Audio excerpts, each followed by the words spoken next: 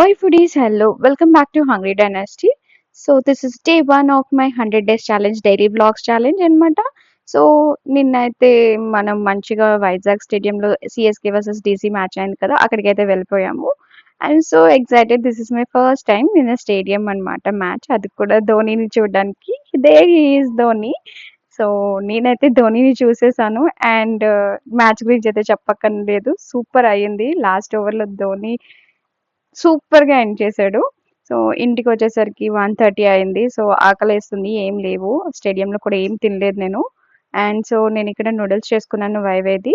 So ఇదేమి recipe vlog కాదు, అందుకే ఏం చెప్పట్లేదు.